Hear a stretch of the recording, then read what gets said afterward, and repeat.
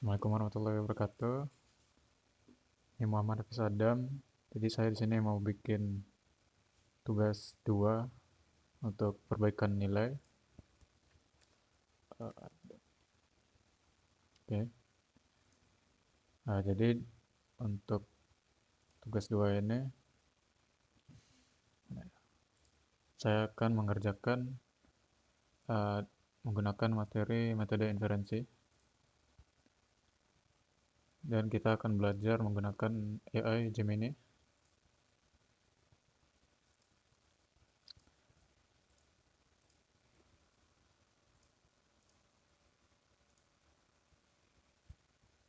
Jadi kita minta saja penjelasan dari ini. Jelaskan metode methods of inference dalam sistem Pakar. Apa saja?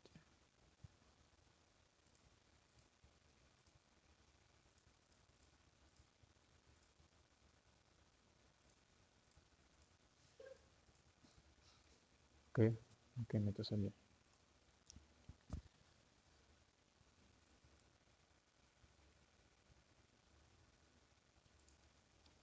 Kita minta contohnya juga, berikan contoh.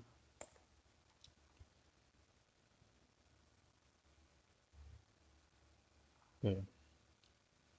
Jadi dalam sistem Pakar, methods of inference yaitu mesin atau otak yang berfungsi untuk melakukan penalaran terhadap pengetahuan yang ada di knowledge base. Dan secara umum terdapat dua strategi utama, yaitu forward chaining dan backward chaining. Di mana forward chaining yaitu pendekatan yang berorientasi pada data driven. Jadi prosesnya itu dimulai dengan mengumpulkan fakta-fakta yang diketahui, kemudian menggunakan aturan rules untuk menghasilkan fakta baru. Jadi cara kerjanya dimulai dari premis atau input data menuju kesimpulan logika. Jika A benar maka B disimpulkan. Seperti itu. Lalu backward chaining yaitu pendekatan yang berorientasi pada tujuan, goal driven. Proses ini dimulai dengan menentukan hipotesis atau tujuan terlebih dahulu. Kemudian bekerja mundur untuk mencari fakta-fakta yang mendukung hipotesis. Jadi memeriksa kesimpulan terlebih dahulu, lalu melihat ke belakang pada premis-premisnya untuk melihat apakah ada data yang mendukungnya. Jadi logikanya, untuk membuktikan B, kita harus memastikan apakah A benar. Seperti itu. Jadi untuk perbandingannya bisa dilihat titik awal untuk forward chaining yaitu fakta, dan untuk backward chaining tujuan. Lalu tujuan yaitu forward chaining mencari apa yang bisa disimpulkan, dan backward chaining mencari data untuk mendukung tujuan. Seperti itu. Lalu metode tambahan dalam inferensi. Jadi selain dua metode utama, sistem Pakar juga sering menggunakan teknik tambahan, yaitu confidence factor dan fuzzy logic, di mana confidence factor ini memberikan bobot atau nilai probabilitas pada suatu aturan. Karena dalam dunia nyata, pakar seringkali tidak 100% yakin. Contoh, jika batuk maka 70% kemungkinan flu. Jadi belum pasti 100%. Dan fuzzy logic ini digunakan jika data bersifat samar atau tidak presisi, seperti suhu agak panas atau tekanan cukup tinggi yang tidak bisa dijadikan angka seperti itu. Lalu kita lihat contohnya aja. Contoh kasus yang sederhana yaitu berikut adalah knowledge base yang kita miliki. Aturan 1, jika saklar dalam posisi on dan lampu tidak menyala, maka aliran listrik bermasalah. Aturan 2, jika aliran listrik bermasalah dan sekring putus, maka ganti sekring. Aturan 3, jika aliran listrik bermasalah dan bola lampu pecah, maka ganti bola lampu. Kita lihat saja yang forward chaining-nya. Jadi metode ini digunakan oleh teknisi yang datang ke rumah dan meriksa kondisi yang ada di lapangan satu persatu. Fakta awalnya yaitu Anda melihat saklar di posisi on dan lampu mati. Prosesnya bisa mencari aturan yang sesuai dengan fakta. Jadi saklar on dan lampu mati.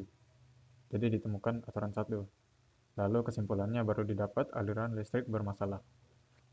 3. Sistem mencari lagi apa yang terjadi jika bermasalah. Jadi melihat aturan 2 dan 3. Dan sistem meminta data tambahan, apakah sekring putus, dan menjawab iya. Jadi kesimpulan akhir dari forward chainingnya yaitu sistem menyarankan ganti sekring. Seperti itu. Kita langsung saja buat formnya. Jadi buatlah soal pilihan ganda 4 opsi dan berikan.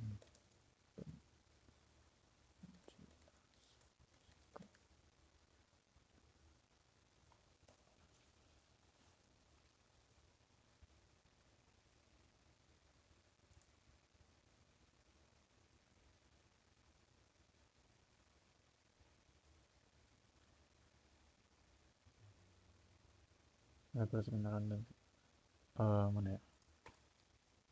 Soal berupa soal mirip dengan contoh.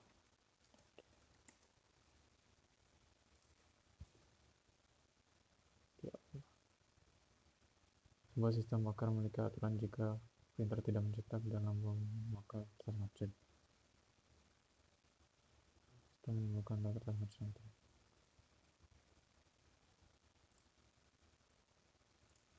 Ya Allah.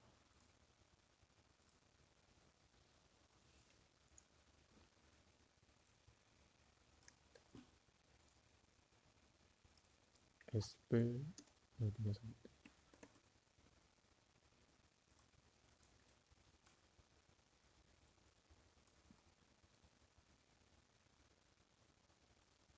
Opsinya tadi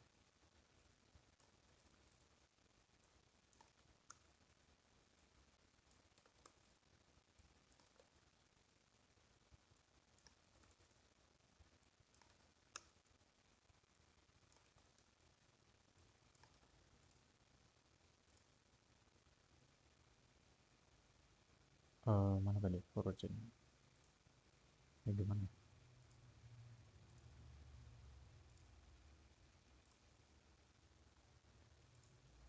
Oke, jadi seperti ini.